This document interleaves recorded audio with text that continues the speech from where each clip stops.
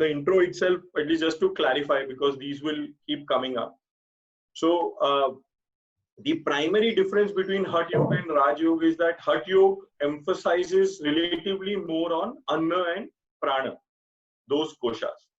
And Raj Yoga focuses a lot more on Mano and Vijnanmay kosha in terms of their tools and techniques. So both of them have a set of tools and techniques. They are going towards the same goal. Only the prime, and they have similar techniques also. It's not like Raj Yoga doesn't have anything with Anna and Pran, and they don't have anything with Mano, but it's a relative focus in terms of when you look at the sutras and you look at the scriptures. They can be complete in itself. In fact, the Hatha Yoga book, the scriptures do say that they do talk of also meditation, etc. They do say it's a preparation for Raj Yoga. So, which is the second point, that they themselves in Hatha Yoga books, they say it's a process to prepare the body and balance the energy for higher states of consciousness, that is Raj Yoga. So this is as the Hatha Yoga scriptures are defining themselves. So there are sutras where they say we prepare you for Raj Yoga, which is higher states of consciousness, or samadhi as the term is used in the Patanjali Yoga Sutra. And their preparation is in the body and balancing the energies. So in fact, the word even Hat is said to be a combination of her and tha.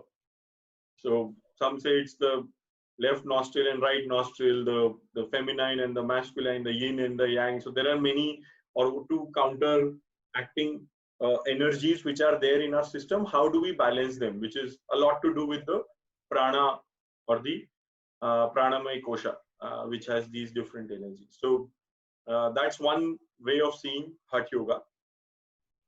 There are, of course, multiple schools of Hatha Yoga, that's why the different scriptures, they have a different level of detail or depth in their asanas, in the description of the asanas and techniques.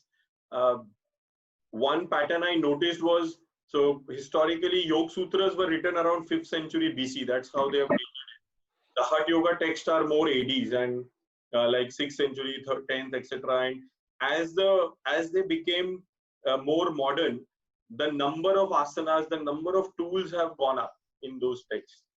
So it's like Raj Yoga or Yoga Sutra is the goal, that it is defining the samadhi, and then we are creating more and more specific tools, more and more diverse tools in Hatha Yoga to get there. And different yogis have created at different points, and that have created the schools of Hatha Yoga from there. So they practice it from there. And we will see how Raj Yoga deals with deals with the body part, the asana pranayama, a little during our sessions. And lastly, as per Hatha Yoga Pradipika, there are 4 key components that are defined, or you can say the techniques: asana, pranayama, mudras and bandha, and nada anusandhan. So asana, different numbers, as I said. That chapter also talks about diet, ahar. So it's a lot to do with annamaya. Pranayam chapter, besides the pranayams, talks about kriyas also, shat kriyas, which are 6 types of cleansing techniques, cleansing of both the prana as well as annamaya. Mudras and bandhas, there are quite a few described there. And nada anusandhan is kind of a practice which then leads to, it's a meditative practice as well. So this is what Hatha Yoga talks about. We are using some of these from Hatha Yoga and otherwise in the practice sessions that you guys are doing every week on the other days. Today we will focus on Raj Yoga, because that's where the Patanjali Yoga Sutras, where the philosophy is. So this is, I think, just to put the two in perspective, because those terms keep coming up. So we will get more into Raj Yoga, Patanjali Yoga Sutras. So what are the Patanjali Yoga Sutras? So Patanjali Yoga Sutras, there are 2 numbers that go, 195 and 196 sutras that are there. So the one extra sutra in the first chapter doesn't add or remove anything. So both numbers are okay. Different commentators use different numbers. What is a sutra? Sutra is, I think, just to imagine like a thread. right, which ties up all the pearls. So Yoga Sutras are very, like each sutra is a pearl of wisdom, very tight. The way they are written is very precise because it was all by memory. There was no writing. So there is no elaboration. It's just condensing all that they know in a very short Sanskrit words. So it takes, I think, time, practice, guidance to even understand some of them. Some are easier, and people will make their own meanings as well. So there are different commentators that are there for the Patanjali Yoga Sutras. Three we have mentioned. Swami Vivekanand, it's in his Raj Yoga book or it's in Complete Works. Either of those. Bihar School has what they call as 4 chapters on freedom, and Advaita Ashram. There are many more. I think Osho, a lot of yogis have written, even in modern. Shivanand also. I haven't, at least we haven't read them, so we mentioned what we are referring to. So also to give you context, what we have learned from and our own practice, our own experience. So Yoga Sutras, to give an overview, it is put in 4 chapters. The first chapter is called Samadhipad. This is quite a detailed chapter on how the journey will be. I think some people are curious, how does this journey evolve or involve or involute or evolve, evolution through the different stages, right? So there is a certain stage we are born with, and as based on that, the progression, and based on our current karmas, what we do, how do we deal with the trigunas, we will evolve in a certain way, or we will go back to in a certain way. So there is a process around it. What are we likely to experience? So some of those things are described in this first chapter, right? Along with that, it's like you're starting on a journey. So this first chapter is giving you key tips on what are the key elements that you have to ensure as you start on this journey of Raj Yoga. So we have used those tips as the possible anchors for the inside out process, because these are the high level tips, high level anchors that are important throughout the journey, across the journey. So we call them, from our thing, around inside out processes, and we'll share some of those. So that's the first chapter. The second chapter is Sadhan Pad. So Sadhan means the means. So this is where the tools, instruments and techniques as per Raj Yoga come. So this is the outside in process. So from our Annamaya, Pranamaya, Manomaya, we get to our state of yoga. 2 very important processes defined here are Kriya Yoga and Ashtanga Yoga. They are known as. So we will talk about Ashtanga Yoga in quite detail in this course. The third chapter is Vibhuti Path. So Vibhutis are like siddhis or benefits that we will get on the way during the journey. So the Yoga Sutras do give a warning that do not get caught up in these siddhis. So there are lots of siddhis that you will get on this journey. Like very simple ones to give examples are like being able to converse with animals, with trees, listening to them, understanding them, listening to far off things which are not even in your earshot practically, but being able to listen, being able to see. So those are whatever. Levitate, for example, become so light you can levitate. There are the most common ash siddhis, but so those are that will come on the way. The important thing is not to get caught up in those, but to continue your journey towards the final goal, which they have called as Kaivalya. And the last chapter is called Kaivalya Path. So this is a description of the state of Kaivalya. What happens, how will that experience be like? Again, different commentators have translated this word differently. You can see it as oneness, onlyness, freedom. But this is essentially the state of yoga, moksha that we have talked about initially. So that's the last chapter of the Yoga Sutras. Yes.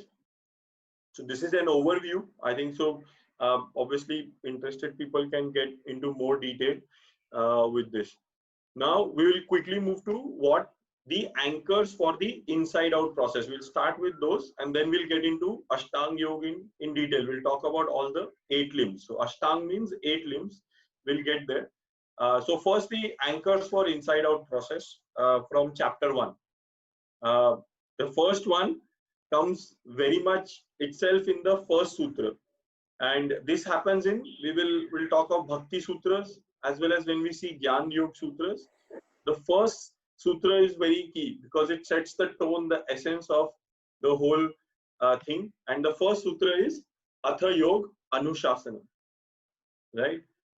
So it sort of gives what yoga is about. So Atha means now, Yoga is yoga, and Anushasana means discipline or self-mastery, right? That's the word we come. So this is essentially saying yoga is about self-mastery. It's about discipline, right? So now with discipline, we are starting this. So there is a certain level of self-discipline, self-mastery that is required if you want to follow this path of Raj Yoga, or as described by Patanjali. And that's why even Swami Vivekananda actually called it psychic control. So there is a lot of control, self-control, self-discipline that is required in following this path. And this is the anchor, a big anchor for this. And in fact, it's also not just in this, it will come in other parts as well. But this is the tone of Raj Yoga right throughout. The second anchor that comes is in the 12th sutra, which is Abhyas Vairagya Bhyam Tan Nirodha. So basically, Tan Nirodha is then Nirodha, which is the first one. Then we will reach Niroj by two things, which are Abhyas and Vairagya. So what is Abhyas? Abhyas is defined in the, I think, next sutra itself around persistent and repeated practice. So it's like discipline again, that message getting repeated, but it's very repeated and regular practice, just regular practice. So in fact, in Hatha Yoga, it's said if you pick any practice or any system of Hatha Yoga, do it for 12.5 years or certain duration around that time, then every day, that's it. You cannot miss a single day. If you do it that way for 12.5 years, the success is guaranteed. The yogic state is guaranteed after that. That's the power of Abhyas. So Hatha Yoga, Raj Yoga is all about, big part is about Abhyas. But along with Abhyas, what is equally important is Vairagya. So what is Vairagya? Vairagya is without Rag.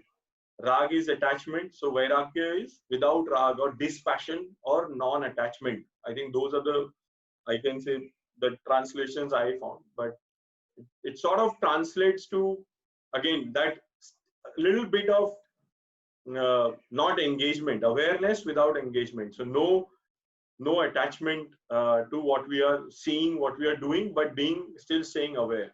And these two go very well together, Abhyas and Vairagya.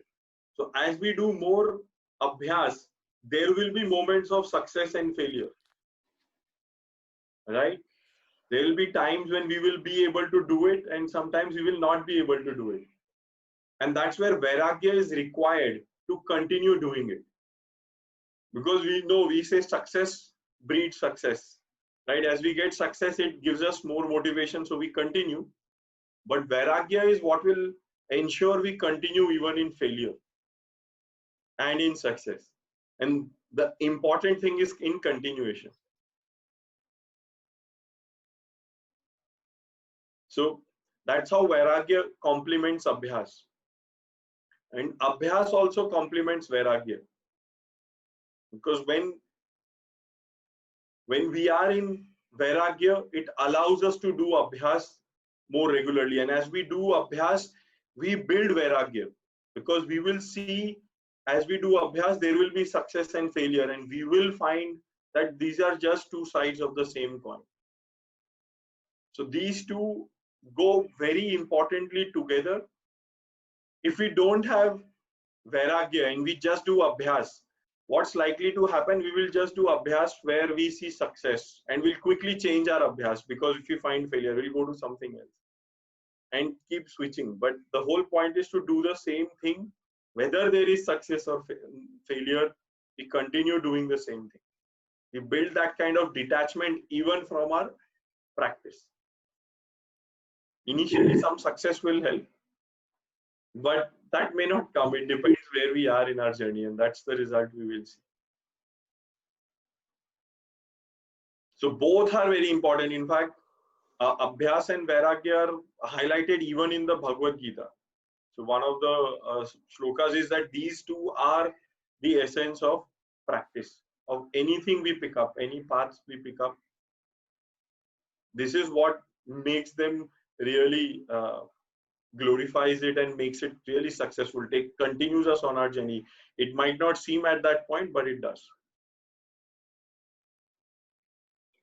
I just want to take a minute to talk of Vairagya in the context of success also. I know we talk of success, breathe success, but oftentimes that rag to success and that intense, happiness that comes from that derails us from the path itself, right? I may feel that I've done it and I'm so happy that I actually then become lax also about it. So I think for me, it was learning that Vairagya in the face of success also, not just failure.